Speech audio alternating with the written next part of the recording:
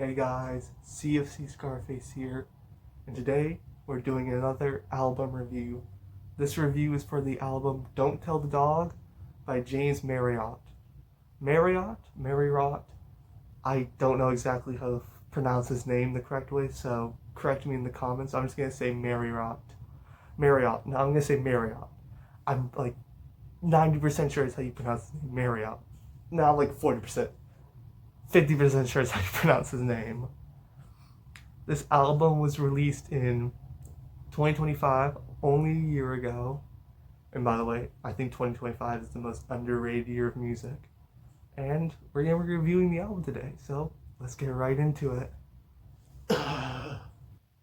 Now, this album is actually my first experience with any James Marriott project. I've never listened to him before this album, and this was certainly an interesting first introduction to this artist. Now, this Don't Tell the Dog is firmly, and I do mean firmly, within the indie pop slash rock movement that emerged. Not indie pop and indie rock as a whole, but a certain movement in those two genres that kind of emerged in like middle to late 2010s. You know what I'm talking about, the clean production, very vulnerable Midwest inspired lyrics about love and anxiety and stuff like that. More electronic instrumentation, very much like bedroom, very much bedroom sounding music. Not like bedroom, I mean like in terms of this is like lyrics and chorus that someone would play in their bedroom with like kind of that more mainstream pop glint added to it to make it more maximalist. Not, of course, not like entirely maximalist. This is not like My Beautiful Dark Twisted Family indie pop. This is like still like kind of in like the middle. It's middle ground in terms of like production. But you know what I'm saying. And even though Don't Tell the Dog is firmly within this sort of indie pop rock movement, it separates itself. I wouldn't say it separates itself entirely or like does anything too revolutionary, but it certainly does separate itself from other projects which have emerged. And that is the fact that there is a very much underlying bitterness to a lot of the songs in this project. And what I mean by that is that regarding like this is obviously an album about love. Almost every, in fact I would say pretty much every song talks about in some way a relationship or just love in general. But it always has a sort of underlying bitterness to it. I would almost describe this album as like love in decay. I wouldn't call this a breakup album. It doesn't really feel like a breakup album. It more feels like a about to break up album. Like this is sort of like a point of a relationship where like the person, both people, they kind of are falling out of love with each other. And like they know the relationship is coming to an end. But there's still like that kind of hope. But there's also that like bitterness, that like breakup sort of bitterness there. And that's what really gives this album a sort of like unique sound to it. Is that like, or at least a unique theme to it, is that sort of like bitterness that I feel like a lot of people would be able to relate to.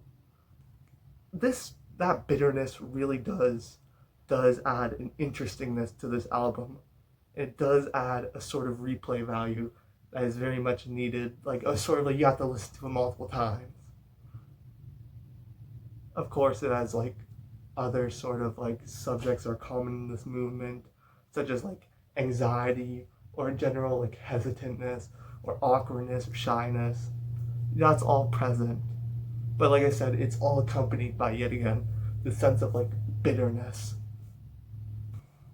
Now, in terms of the actual like sound of this album, like how it sounds to my ears, like I said, it very, very much falls in that mid to late 2010s, 2010s, indie pop slash rock movement.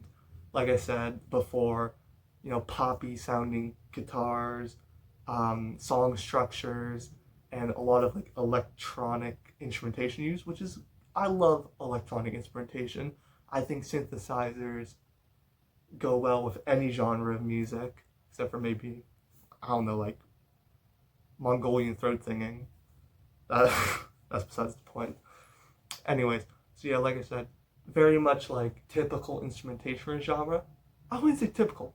There's actually some uniqueness to this instrumentation that I feel like has some sort of like almost punky influence, like pop punky influence, maybe even like dream poppy influence to it. But other than that, it is pretty like by the books sort of instrumentation for these like this type of album, I would say. So they were not bad. I liked the instrumentals. I liked the backing instrumentals. They were good. They were satisfying and they were catchy. But I wouldn't say they blew me away. Like, I wouldn't say there's really any particular instrumental I can think of that really blew me away and stood out. Now, in terms of the singing, I think the singing on this album is actually kind of really hard to talk about because it's kind of like, how do I say this? It's good, but it's not like incredible. Like, the singing is good. I think his voice is very good for the type of album he is trying to make with this. Like I said, the bitter sort of lyricism fits well with his kind of voice. Oh, damn, that was a voice crack. His kind of voice. And I think his singing is sufficient and satisfying in terms of like, I don't know, like what he's singing about, and also the backing instrumentals. Like, I think he doesn't really go out of like his range at all. I think like his singing is pretty good on the whole album. Like, there's not really any like examples of like bad singing I can think of like at all. So overall, I would say his vocal performance is good. I would say his vocal performance is good, but like not too special. Also, I forgot to say this in the video, but the drums at the beginning of the song Something's Wrong sound a lot like the drums at the beginning of the song Bodies by Car Seat Headrest on their album Twin Fantasy, more specifically the Mirror to Mirror 2011 version. I just wanted to point it out because I really love that song, and so that kind of made me happy when I heard those drums. It reminded me of that song.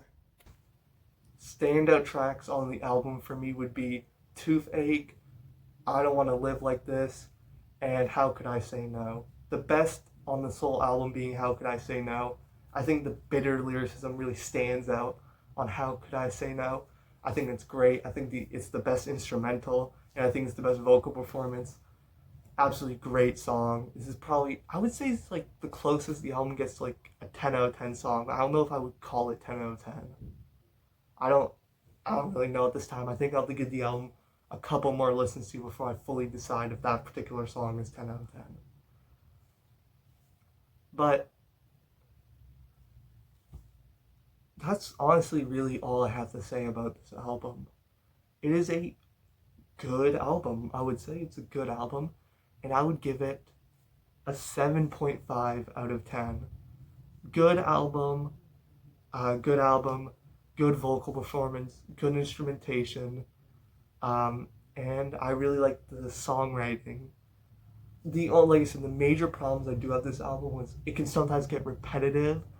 Like I said, the instrumentals don't blow me away, and the vocal performance doesn't blow me away, so I can't really justify giving it like anything above a 7.5 because of its kind of like the instrumentals and the vocal performance not blowing me away.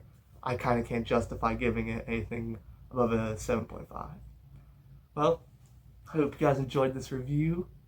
See you in the next time I do a review in like a billion years from now.